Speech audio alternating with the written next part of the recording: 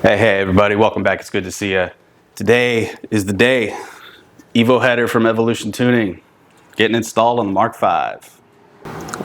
Oh yeah, it's gonna be a good one. Don't go anywhere.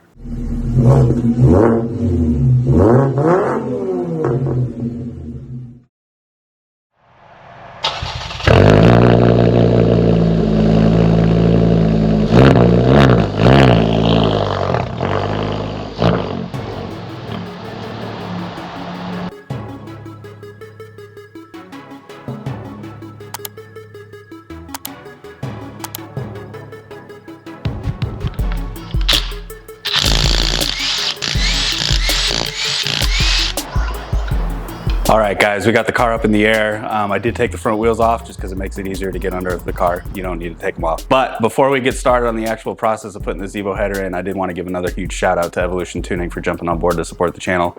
Sent over this EVO header. We're gonna get it installed for you guys. If you didn't see my last video, definitely check it out. I will leave a link up there. The unboxing, the first look, kind of going over the header and what comes in the box when you buy it from them. And if you didn't watch that video and you don't know about it, you can use code VOYAGERC for 10% off the purchase of your VW 2.5 EVO header. So click the link in the below, use that code at checkout, get the discount, save yourself some money. Let's get this thing installed. That's what we're all here for. First thing you need to do is clear the top of the motor. If you have the factory engine cover and air intake, now is the time to take it off. And just a side note for all you factory boys out there, if you are running the factory intake still, you might run into some clearance issues with the new EVO header and the taller runners. No better time to install an intake than right now. With that all out of the way, you can disconnect your primary O2 sensor wire. Now I'm getting my aftermarket oil pressure sensor wiring out of the way first, so it's not in the way. There are two plastic clips on the firewall and a vertical wire clip on the bracket coming off of the cylinder head. Disconnect the sensor plug over by the brake fluid reservoir and release all the clips to free the O2 sensor wire. There is one bolt securing the sensor wire bracket to the head. Remove it and set it aside for reuse with the new header. There is a single bolt on the manifold by the O2 sensor that holds the heat shield in place. Remove that bolt, then you can either spread the shield away from the manifold enough to get your wrench on the O2 sensor like I did, or you can pull the shield away from the head and feed the sensor wire through the hole to remove the shield completely. Remove the O2 sensor. With the O2 sensor out of the way, you can remove the heat shield if you have not already. Now you can move under the car and remove the downpipe flange bolts.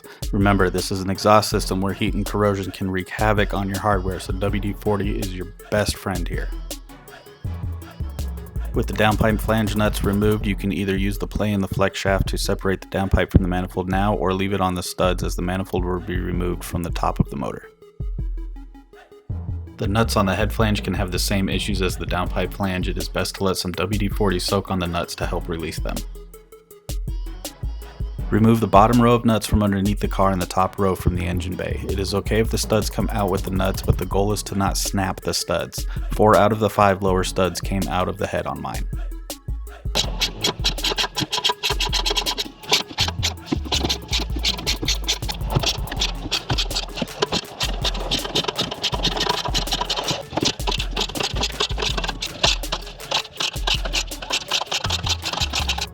The manifold is going to be taken out from the top of the motor. Remove anything else you might have in the way now. I am moving my sending unit for my aftermarket oil pressure gauge over to the side to give as much room as possible.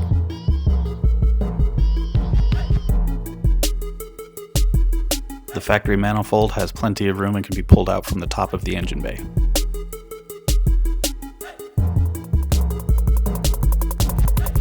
Don't forget to remove the old gasket. Before you install the new header, here's a quick tip for you. I'm going to be reusing the studs that came out of the head with the nuts seized to them. Get a small ultrasonic cleaner and put the rusty bits in a Ziploc bag with some toilet bowl cleaner.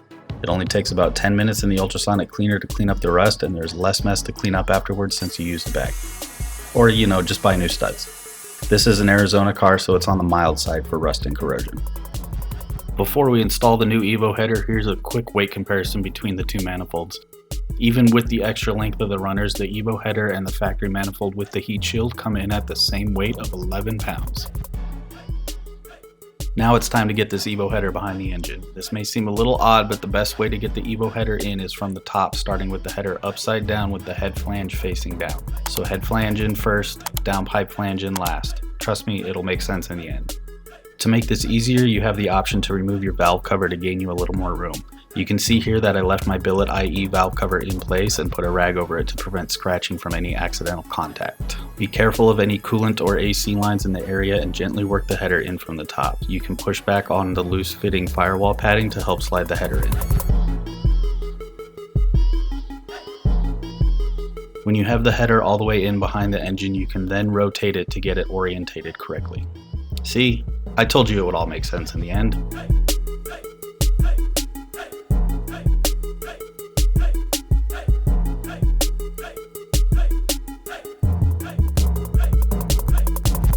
Let it rest in place while you grab the new gasket that came with the header and line it up and slide it onto the studs. Then slide the header onto the studs over the gasket. I found it easier to get the header on the studs from underneath the car because you have a better line of sight. Using the new nuts provided with the header, start them by hand to hold the header in place as it will want to fall off the studs. Make sure the gasket has not fallen off before starting to thread the nuts on. I did use the old studs and nuts that backed out of the head with the nuts seized to them and the new hardware for the studs that stayed in place.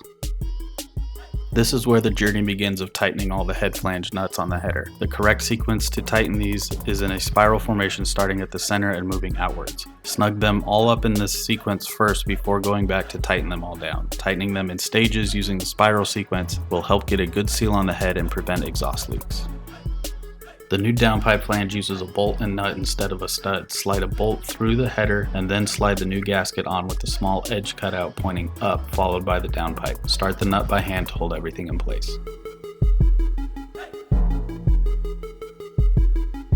Then you can hand tighten the remaining 3 bolts, making sure the gasket is sandwiched between the header and downpipe on all 4 bolts. Proceed to tighten these bolts in a crisscross pattern in stages to make sure the gasket seals properly.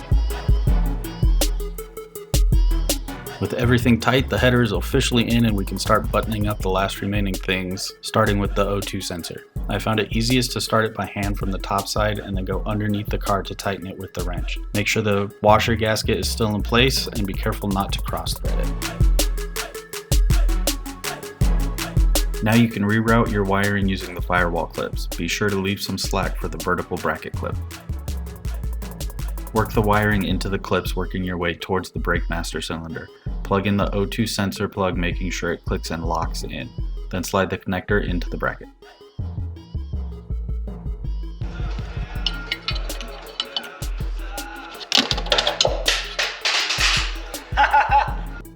Next, you can mount the vertical wire clip to the head. I found it to be easier with a mirror in place to better see the mounting location. Just don't tell your girl that you borrowed her mirror and nearly broke it. With the bracket in place, you can clip the wire in place, making sure there is no tension along the wire. I am rerouting all my aftermarket gauge wiring back to the sending unit and utilizing the firewall clips to secure both the O2 sensor wire and gauge wiring.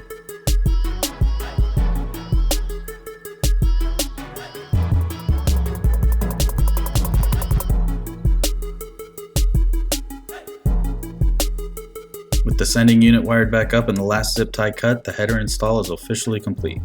Well, it's officially complete after you fire the engine and check for exhaust leaks. But that's the fun part.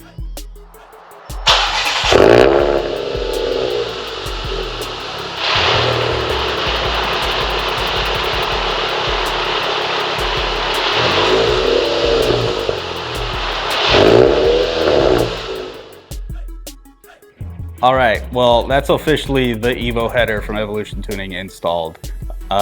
Pretty simple process. It's just really hard to get up to those bolts on the header flange. If you can get those down, it's just time consuming, but just torque them in sequence. Make sure you start at the bottom center and just spiral outwards. Then you'll get a nice flat solid seal on that gasket. The rest of it's pretty straightforward, easier to get to obviously because you're not fisting your car from the bottom side. Huge shout out to Evolution Tuning, supporting the channel, supporting you guys. They sent me over this header, got that installed, testing it out for you guys. More videos to come of that. Use code VOYAGERC on Evolution Tuning's website during checkout to save 10% off of your header if you haven't picked it up already. Really, the only thing that I didn't test during install was with the factory air intake box. the engine cover. Possibly some clearance issues on the back side of it since the equal length runners come up a little taller than the factory manifold. So you might run into issues with that, but if you're putting a header on your Volkswagen before you've done an intake, then I don't know, I think you're doing it backwards. So if you don't have an intake yet, just get an intake to go with it. Air in, air out. Better, right? More videos to come. First reaction video. I actually filmed this outro when I installed the header, and turns out my mic wasn't working, so there was no audio for it. So anyways, filming it now. I've actually got about 1,000 miles on the header, and yeah, I'm not gonna spoil anything for you. You gotta stay tuned for the initial drive and reaction video and future videos after that. I can give you some little sound clips. We'll fire it up. Sounds really good. And I'm gonna let this thing get up to temp. I'm actually meeting some buddies. We're going to a car show tonight. We'll get some, maybe a nice little sound clip of me ripping it through a couple of gears. And then we'll end the video there. Thanks for watching. Huge shout out to Evolution Tuning. Check all the links in the description below. And like, subscribe, do all the things, click all the buttons, give your mouse a workout, give the touchpad on your phone a workout. And yeah, I'll see you in the next one. You know how we do. See ya.